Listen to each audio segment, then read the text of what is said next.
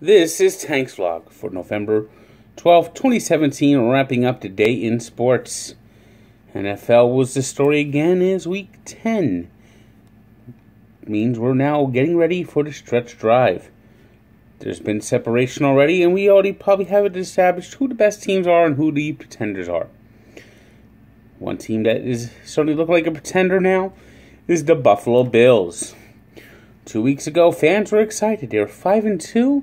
They were in playoff position, but now it's all starting to fade away as they were pummeled and embarrassed today by the New Orleans Saints. And New Orleans Saints at 7-2 now look like a viable contender. The Saints have won 7 straight after starting this year 0-2, and all of a sudden now they have a good defense.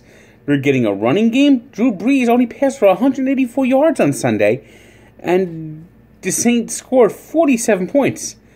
Big Dave in the running game, especially Mark Ingram, who had 131 yards with 3 touchdowns. In Chicago, the Green Bay Packers ended their skid as they got their first win with Brett Hundley.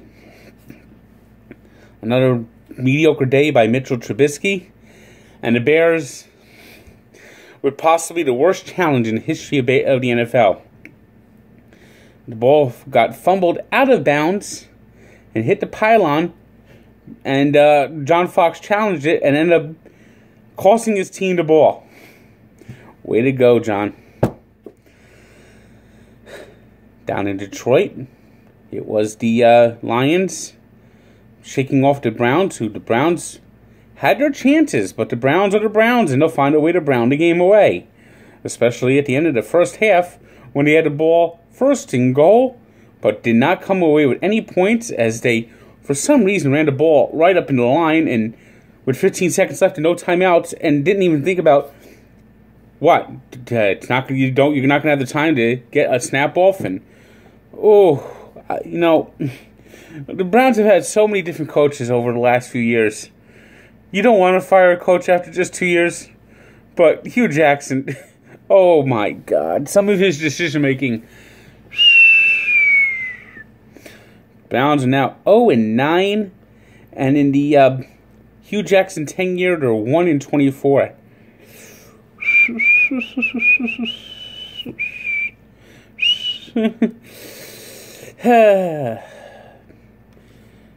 In Tennessee, Vontaze Burfict once again showed he is the dirtiest player in the NFL. A couple of unsportsmanlike conduct penalties. Then he pushed the referee, and then middle fingers and showing the money sign as he's leaving the field. What's this? The money sign. He's doing the Johnny Manziel money sign. What's that? All the money that he's losing from being fined in the NFL because he's such a dirty player? You know, the Cincinnati Bengals are so undisciplined. They make so many mistakes. How does Marvin Lewis keep his job? You know, he's never won a playoff game. He gets in the playoffs, but he loses the playoff game. But now they're 3-6. The playoffs are fading away. Fading away. But the Tennessee Titans, Marcus Mariota, he's a clutch player. The Titans are 6-3. And he's able to win these games. He's able to pull these games out in the fourth quarter. Mariota's numbers are not going to blow you away, but he knows how to win. In Indianapolis, the Pittsburgh Steelers came out sloppy. They were flat. They played a terrible game, but they played the Colts, and they found a way to win. The Colts are just the worst team in the fourth quarter in the NFL. They fade away as the games go on. Chuck Pagano doesn't make any good adjustments. He doesn't know how to win games. And the Steelers escaped with a Chris Boswell field goal. In probably the boringest game of the season, Ryan Fitzpatrick haunted his old Jets teammates, leading the Buccaneers to a 15-10 win to snap the 5-game losing streak in Tampa. It's not even worth even talking about that game. That game was bad. In Washington, Ed Keenum made his case to be the Vikings starting quarterback. Teddy Bridgewater was activated for the first time. Very emotional. You got to feel good for him that he's able to play now. But Case Keenum, he's just playing too good right now to take him out of the lineup. Vikings won their 5th straight and improved to 7-2. Clearly one of the best teams in the NFC. In one of the bizarrest, strangest, craziest games, the Chargers picked off Blake Bortles twice in the final 5 minutes, but somehow couldn't run the clock down. The Jaguars tie it despite weird penalties, injured long snappers. Goes to overtime. Phillip Rivers throws an interception, then lays out the interceptor, and that game defies logic. And the Jaguars, 6-3. The first time they've won 6 games since 2010. This is a different Jaguar team. And this is even with Blake Bortles, just an absolute awful quarterback. And it's their defense. They got a great defense. And the Jaguars, 6-3, I think they're a legitimate playoff threat. Meanwhile, the Los Angeles Rams, they got off to a slow start, but 21-point third quarter and had another big day. Robert Woods, 171 yards receiving with 2 touchdowns, 355 yards for Jared Goff as they pummeled the Houston Texans 33-7. Meanwhile, the Atlanta Falcons got 6 sacks today from Adrian Claiborne, one short of the NFL record, as they took advantage of the Cowboys' offensive line being banged up and no Ezekiel Elliott. Bad day overall for Dak Prescott, 27-7 victory for the Falcons. And in the game that nobody should have watched was the 0-9ers against the 1-7 Giants. Once again, the Giants showed how much they love their coach. I mean, they really put forth an A1 effort today, losing 31-21 to a team that is incapable of winning. Well, they were capable of winning today because the Giants have quit on their coach. You can't salvage this. Right now, it would be a mercy firing if you were to get rid of Ben McAdoo. I mean, right now, it's like, Ben, you are a terrible head coach. Ben, the Giants really love you so. Ben, your slicked back hair shows you have no brains, which really is a shame. You are a bad head coach. Ben, the Giants will be better when you're gone. Ben, you truly do suck, and that's a shame. Ben, you are the worst head coach. You make us miss Ray Handley. It really is a shame that you were with a lame brain. The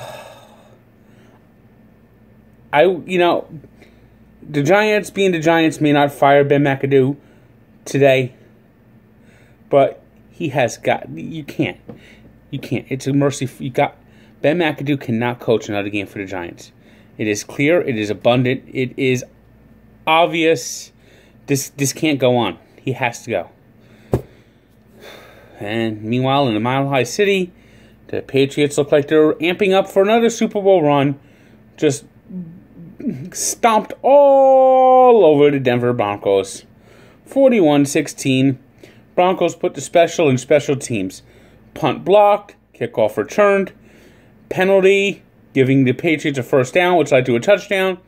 If you could do it wrong, the Broncos special teams did it wrong. Brock Osweiler. Keep in mind, this guy was released by the Browns. That's all you need to know. That's all you need to know. The Browns released Brock Osweiler.